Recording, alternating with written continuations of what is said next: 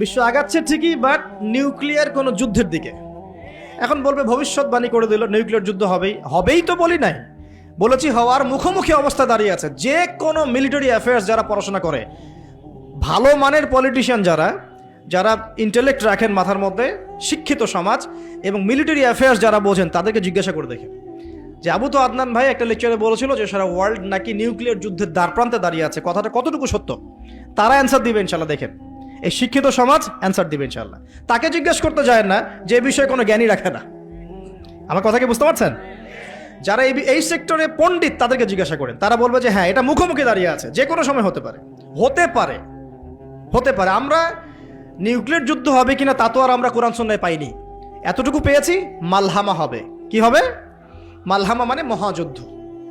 এটা বিভিন্ন কান্ট্রির মধ্যে জড়িয়ে পড়তে পারে, আল্লাহু আ'লাম বিসসাওয়াব। এতটুকু জেনেছি, ইরাকের ইউফ্রেটিস নদীর সোনার পাহাড়কে কেন্দ্র করে বিশাল যুদ্ধ হবে, এটা জেনেছি, হাদিসে আছে। শুধু তাই নয়, নবী সাল্লাল্লাহু আলাইহি ওয়াসাল্লাম বলেছেন প্রতি 100 জনের মধ্যে, প্রতি 100 জনের মধ্যে 99 জন মানুষ ওই যুদ্ধে মারা যাবে। যারা যুদ্ধে অংশ নিবে তাদের কথা বলা হচ্ছে। মুসলিমদেরকে বলা হচ্ছে তোমরা ওই সম্পদে হাতও দিবে না। ওই সম্পদ নেয়া তো দূরের কথা, ওখানে হাতও দিতে যেও না। আমার কথা কি বুঝতে পারছেন? তো দেখছেন বিশ্ব এগিয়ে যাচ্ছে, কিন্তু আমরা বলছি যে একটা নিউক্লিয়ার ওয়ারের দিকে এগিয়ে যাচ্ছে। দেখছেন ইকোনমিক্যালি আমরা খুব সমৃদ্ধ হচ্ছি, সারা বিশ্ব, তাই না? কিন্তু বিশ্বের অনেক দেশ, বিশ্বের অনেক কান্ট্রি ইকোনমিক্যালি এখন একটা দুরবস্থার সম্মুখীন হয়ে আছে। এটা রিয়েলিটি আর ভিজুয়াল ওয়ার্ল্ড এক জিনিস নয়। আপনি দেখছেন মেয়েরা খুব এগিয়ে যাচ্ছে, একদম ওই যে স্টেজে উঠে নাচানাচি করছে, অধিকার আন্দোলন এভরিথিং, তাই না?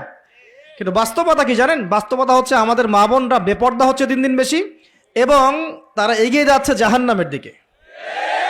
আর নবীজি বলেছেন এই কথাই, শেষ জামানায় এক শ্রেণীর নারী বের হবে, নিসাউন, মহিলা, ক্যাসিয়াতুন, যারা কাপড় পরে থাকবে, আরিয়াতুন, তারপরেও নগ্ন হবে কাপড়, এবং তারা অন্যকে আকৃষ্ট করবে, যে সিডিউসড করবে, এবং অন্যের দিকেও আকৃষ্ট হবে, মানে নিজেও সিডিউস হবে।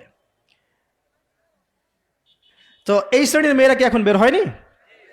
নবীজি বলেছেন এক শ্রেণীর মেয়ে বের হবে, পুরুষের পোশাক পরে থাকবে। কিসের পোশাক? পুরুষের পোশাক। এখানে শুধু বাহ্যিকভাবে পুরুষের পোশাক নয়, বাহ্যিকভাবে তো পুরুষের পোশাক পরেছেই অনেক আগেই।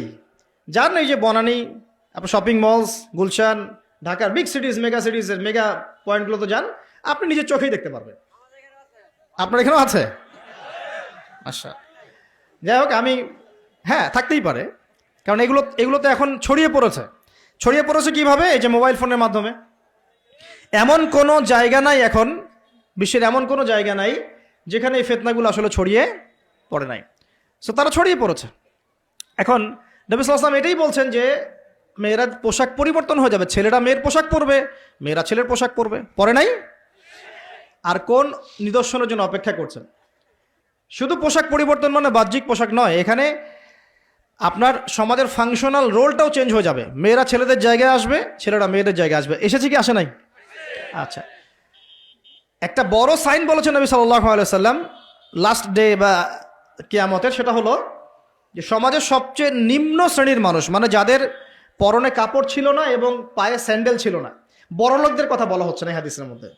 এখানে বলা হচ্ছে যে আনতারাল হুফাতাল উরাতাল আলাতা রিয়া আশ-শাই ইয়াতাতাওয়ালুনা ফিল বুনিয়ান। এখানে এমন মানুষের কথা বলা হচ্ছে যারা নগ্ন পদের, খালি পায়ের, স্যান্ডেল কেনার টাকা নাই, খালি গায়ের মানে কাপড় কেনার টাকা নাই, এবং রাখাল শ্রেণীর মানুষ, তারা কি করবে? ইয়াতাতাওয়ালুনা ফিল বুনিয়ান, উঁচু উঁচু কনস্ট্রাকটিভ বিল্ডিংস নির্মাণের প্রতিযোগিতা করবে। হয়েছে কি হয়নি? কিভাবে সম্ভব হলো? রিবা, সুদের মধ্য দিয়ে, এবং করাপশন, অন্যের সম্পদ আত্মসাতের মধ্য দিয়ে। হয়েছে কি হয় নাই? তো আর কোন নিদর্শনের জন্য অপেক্ষা করছেন? একটা একটা করে বলতে গেলে সারা রাত চলে যাবে।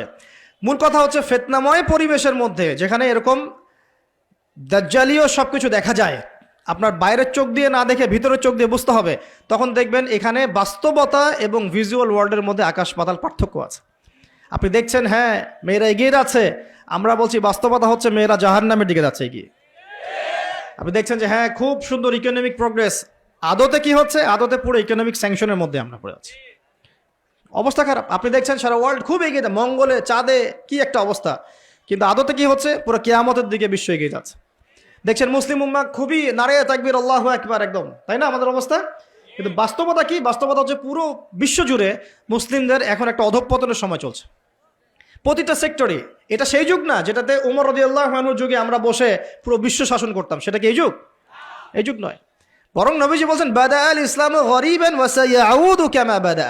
ইসলাম শুরু হয়েছিল অপরিচিত ভাবে, গরিব ভাবে, ওয়া সায়াউদু কামা বাদা, এবং আবার শীঘ্রই সে সেই অপরিচিত জায়গায় ফিরে আসবে।